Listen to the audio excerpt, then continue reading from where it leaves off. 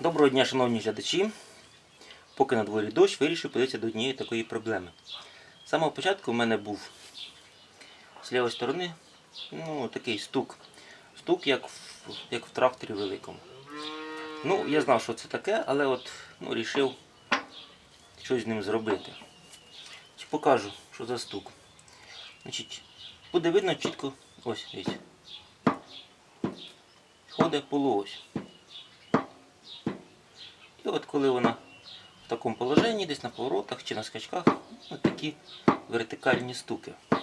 Думаю, нічого хорошого з цього не должно бути. З цим треба щось зробити. Думаю, там чи піджати, чи підставити якусь шайбочку. Зараз хочу все це діло розібрати і подивитися. Розбирати беру ось прямо від корпусу відкрутю. Попереднє масло я злив. Зараз спробуємо. Так як воно однакове, може симетричне, позначу вверх на всяк пожарний.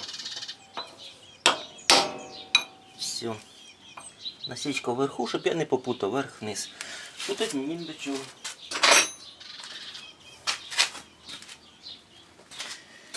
Так.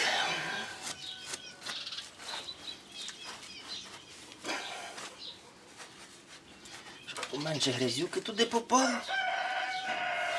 Ну що, пробуй.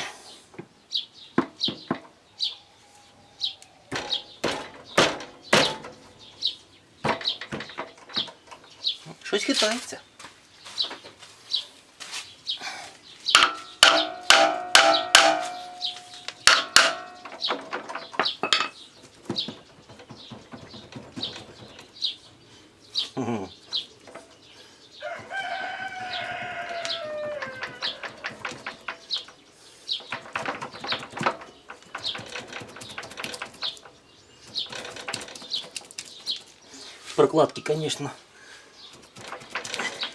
Прокладка, конечно, гробить, нічого викинув.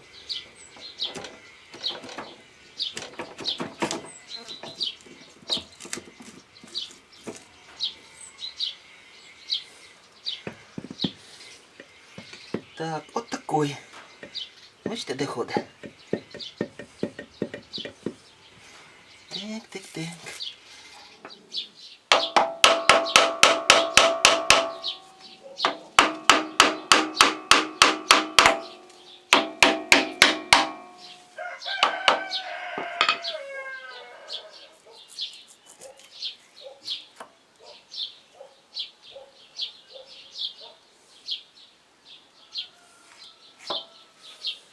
Так, треба позбуватися від цього.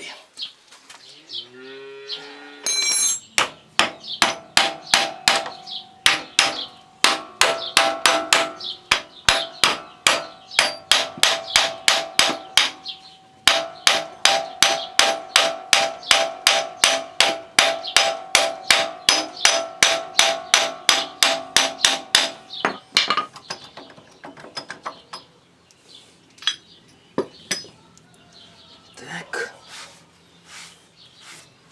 Чистота, залог здоров'я.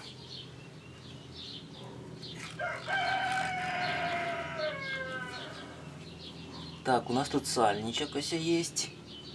Дивимося, сальничок. Причому двойний сальник чи тройний якийсь. Сальник нормальний. Тоді знімаємо цю всю систему, значить. Ось тут ось ходить. Ось ти ходить. О, там масло.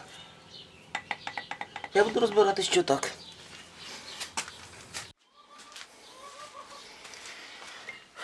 Так, ну що, розібрав я все це діло. Витягнув подшипники. Значить, з цієї сторони подшипник фіксується ось цією кришечкою, втоплюється і так далі. З цієї сторони ніякого фіксатора немає. Значить, на валу є ось за що цеплятися, ограничителі, так сказати, буквально по міліметру. Швидше за все, внутрішній підшипник просто-напросто вийшов з обойми, і оце на цьому був люфт. Навіть не знаю, що робити. Зараз тепер попробую його зібрати, подивився, що тут, я думаю, може тут якась розпорна шайбочка стоїть чи ще щось. Так, ну ось до чого я дійшов. З цієї сторони обмежується кришкою. Так. І ось зараз я підшипники вставив і нема люфта. З цієї сторони впирається в шестерні коробки. Значить, я думаю, що тут всього-навсього трошки більший люфт, чим треба. Опирається підшипник. Значить, виготовив я шайбочку товщиною близько 2 мм. І попробую її поставити сюди. Якщо я думаю вірно, то люфт у мене має бути набагато менший. Чому менший? Тому що був там порядка 3 мм люфт. Побачимо, якщо люфт буде менший, значить моя догадка правильна. І тоді можна буде просто-напросто доставити ще одну шайбочку. Прокладочки виготовлені. На всяк пожарний посадимо їх на герметик. По чуть-чуть так, щоб не переживати. Попробую поставити, закрутити. Побачимо, що вийде.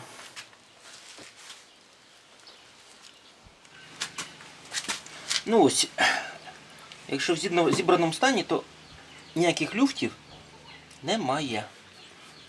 Тобто оцей підшипник просто виходить, є куди йому виходить, і починається люфт. Ну, поставимо шайбочку і соберемо, побачимо, що вийде. Так, ну що, прикладку поставив, помним меточку нашу, пробую вставити. Надіюсь, щось вийде.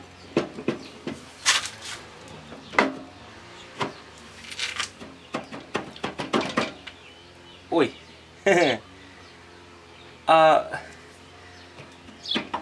шайбочку-то я забув поставити.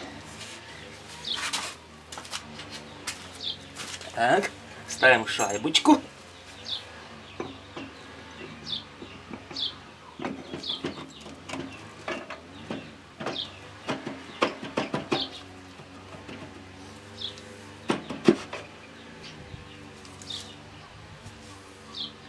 Так і зажимаємо.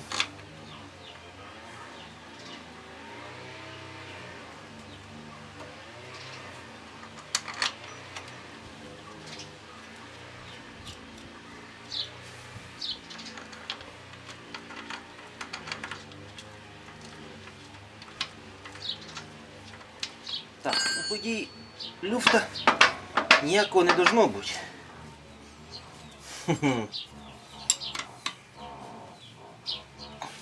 Але зажалось, вижалось хорошо.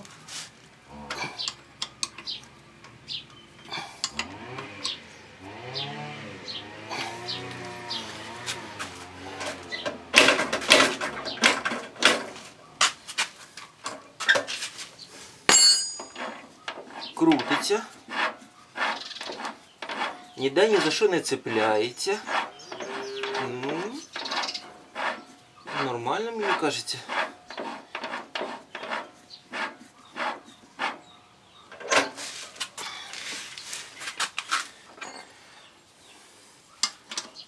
Так, ну все.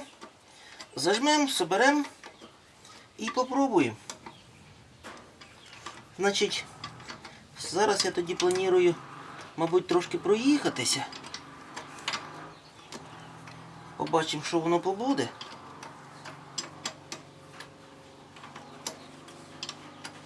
І потім вам, якщо що, розкажу, покажу. Хорошо?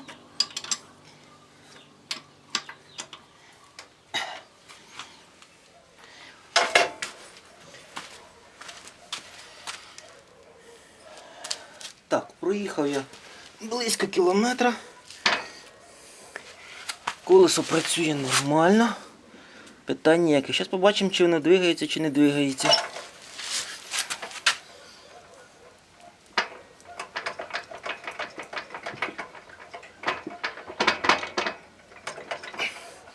Як бачите, люфту ніякого немає. Все, значить, моє втручання було правильним. Все, до побачення. Може комусь ця інформація буде в пригоді. До нових зустрічей!